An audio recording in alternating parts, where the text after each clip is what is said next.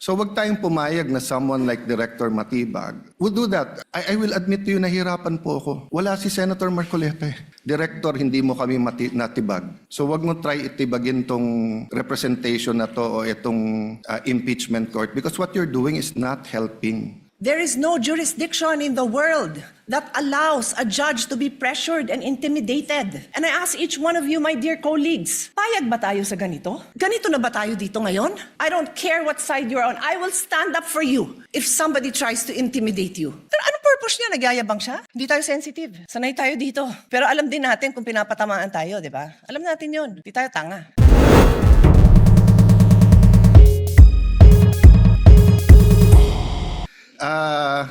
Senator Drilon quizzed us here. I was Speaker of the House, but I chose to appear before the Senate to be able to answer all of those questions directly. The SEA Games, paulit-ulit yan. Biktima na ng speakership ng 2019 yan. Nahuli namin yung PR na sinabi kikiam, pinakain daw mga Muslim ng baboy, when it was chicken longganisa na pinakain. Pero nasiraan na tayo sa Malaysia, Indonesia. The SEA Games gave us so much honor. So far, it is still the biggest SEA Games in history.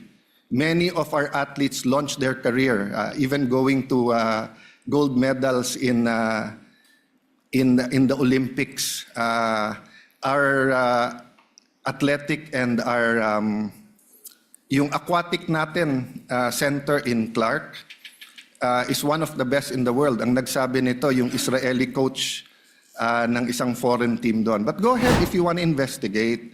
But I just want to put on record, mukhang misfire. Bakit? Yung sinasabi niyang infrastructure na walang bidding, first of all, the procurement law has many modes of procurement. So don't make it appear sa public na just because walang bidding, may anomalya na to. Okay. Secondly, bakit ko sinabing misfire? Hindi po sa I'm referring to Director ng NBI Matibag. I had nothing to do with the infrastructure. The chairman of the committee. In fact, I had to resign from the DFA because I was running for congressman during that time. So dun sa sinasabi ni Director Matibag na may congressional insertion to fund it, it's definitely not me because how could a non-member of the Senate or non-member of the House insert anything? Okay. Dun sa sinasabi niyang infrastructure, it was done by the BCDA. The chairman of the BCDA is one of the closest advisors of the president now. The president of the BCDA is one of the closest advisors and is a secretary now. And he said medyo kaduda tong kumpanya na nanalo walang bidding. If I'm not mistaken, it's the same company who's making the City Hall of Pasig. So, I mean, if they want to investigate, go ahead. But by mentioning the organizing committee of the SEA Games, ako po chairman nun. At paninindigan ko po na napakaganda nung nangyari doon. At kung may anomalya, ako unang magagalit. So, go ahead. But my point, Mr. Chairman, honorable members of the court, sa prosecution, to be fair sa prosecution at marami akong kaibigan, I've never felt any intimidation from any of you. I mean, you've continued to be either friends or for those who are former friends but friends. I mean, I don't know if nagkamali lang ako but on the first day, I nodded ng konti kay Senator De Lima. Gumanon din siya, hindi ko alam kung na-acknowledge because we were friends once upon a time and this is a court. We owe it to each other to be professional, di ba? So wag tayong pumayag na someone like Director Matibag would do that. My point, Mr. President, Mr. Presiding Officer, he could have not announced it and investigated. Imbestigahan mo, tingin mo may mali, imbestigahan mo. But it is unfair to me and unfair to the court that kung kailan siya patatawag siya sa Monday, intimidate mo ako, hindi kita tatanungin sa Monday dahil mag-a-announce ka na iimbestigahan mo. Tapos sasabihin mo may insertion, tapos sasabihin mo, hindi liquidated. Liquidated po lahat yun. So, let me talk of unfairness. Hindi ba unfair? Kung ako, babalik na rin ko, sasabihin ko, inimbestigahan ko na rin kahapon eh. Ang sabi sa akin, mainit ang ulo ni Director Matibag kasi may contractor na daw yung binigay na lupa para sa NBI at gusto niya sarili niyang contractor. Or would that be fair to him? No, it would be a marites accusation. So that's the same thing he announced yesterday, a marites accusation towards me that affects this court because I am now a senator judge. So I hope this is the last time that I'm going to have to speak about this. But definitely, we've been speaking about this, binabawasan talaga kami. Iniisa-isa, even yung mga vlogger na malapit sa administrasyon, sabi, 2 down, 3 down, may kasunod na. Di ba? So, Mr. President, I want this impeachment to be a test that the 1987 Constitution works, and that despite political differences, the prosecution and defense, I saw them after the first or second day, nagkakamayang kayo, nagkakamustahan. After the first or second day nung mainit na baliktaktakan dyan sa pre-trial, nagbabatian, di ba? Even in court. So we can't help but be emotional, we can't help but get mad at what we think is disgusting or sometimes crossing the line. But is there any question that for this verdict, whether it's for conviction or acquittal, to be accepted by the Filipino people, we have to make sure that the integrity of the court is intact. I will admit to you, nahirapan po ako. Wala si Senator Marcoleta. Iilan lang po kaming abogado dito. Si Senator Pangilinan, Senator Cheese, si Aimee is a law graduate, di ba? Pia. Senator Pia, Bam is a second-year law student and I'm encouraging him na tapusin niya. Total review na yung nangyayari ngayon. But it's not easy. 24 lang kami, nabawasan na ng 3. So I hope this issue of the integrity of the court becomes an issue for all of us. No, I'll repeat what I said when I was Senate President. Director, hindi mo kami natibag. So wag mo try itibagin tong representation na to o itong impeachment court because what you're doing is not helping. You investigate whatever you want to investigate. You want to investigate, ba't ako nagpatubo ng balbas? Investigate mo, no problem with me. Pero wag mo nang i-announce kasi nga naaapektuhan yung integrity ng court. Thank you for the leeway, Presiding Officer. Thank you, Senator Judge Alan Cayetano. Yes, what is the pleasure of Senator Judge Pia Cayetano? Mr. President, Presiding Officer, I assume most of my colleagues, like me, were busy studying the lengthy memorandum filed by each of the parties. For the record, 30-plus pages, more or less double space yung sa prosecution. Kaya by the time I got to the defense, para na ako maduduling kasi mahaba na nga yung 30 pages na double space, napunta pa ako sa single space. Okay lang yun, kasama sa trabaho yun, pero that's how lengthy the documents were. And I slept at 2 a.m., hindi kasama to sa explanation ko, di ako nagyayabang or anything, it's our job. And I'm a night person, so normal sa akin yun. And then in the morning, tuloy ulit, sent my staff questions, asked for more details, and then we worked together throughout the morning until it was time to come here.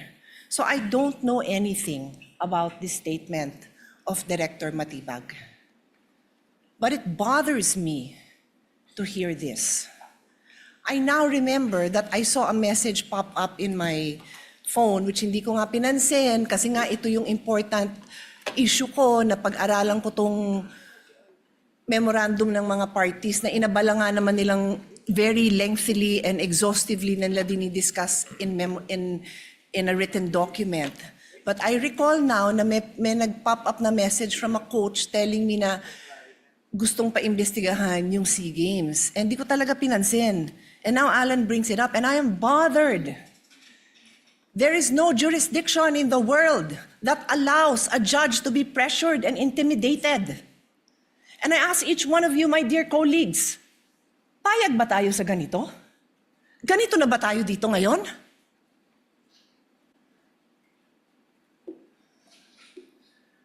don't we want a better country for our children? Why would you allow a director who was just called to be a witness next week brag that he's going to investigate? And again, I don't know. So I respectfully request that it be played. Because I want to understand. If I don't have reason to be upset, then thank you, I can focus. I can go back to the business on hand.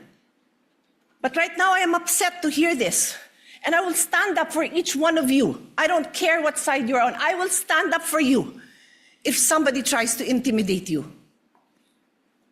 So with all due respect, Mr. Presiding Officer, I ask that we play it. I want to see what this witness is doing.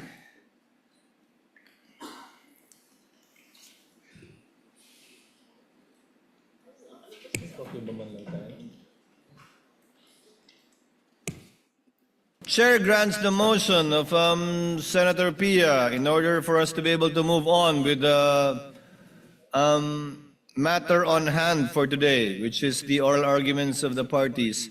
Chair therefore instructs the tech to kindly play the 1-minute video for Senator Judge Pangilinan is recognized. Thank you, Mr. Presiding Officer. We share, we support the position taken by the presiding officer, but we'd like to place on record that the good NBI director will be here on Monday. So my initial view is that we should be able to do this on Monday, but I will yield to the ruling of the chair, Mr. President. We thank the understanding and magnanimity of Senator Judge Pangilinan. The tech is instructed to play the more or less 1-minute video alluded to and requested by Senator Judge Pia Cayetano.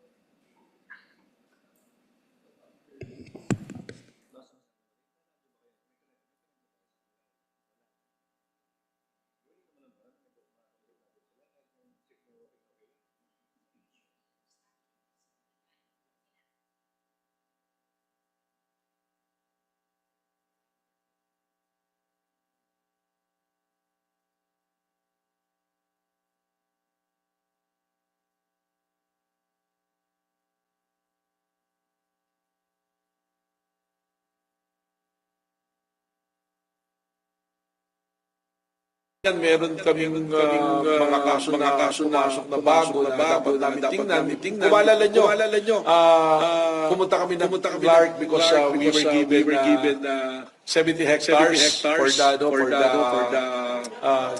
NBI Academy. So magkaroon kami ng relationship sa Clark. Nakita namin yung parang sports complex na ginamit ng SEA Games sa Philippine Sea Games Organizing Committee. Well, nakarating sa amin, may titingnan kami rito, may kailangan kami investigahan. Dahil nakarating kami rito, billion pala yung pumasok dito na pera na unliquidated. At merong private company rito na na-involved na binayaran ng 10 billion at ang pagbabayad insertion sa GAA na hindi binayad. So ito, imbestigahan namin. Malaking kaso rin ito.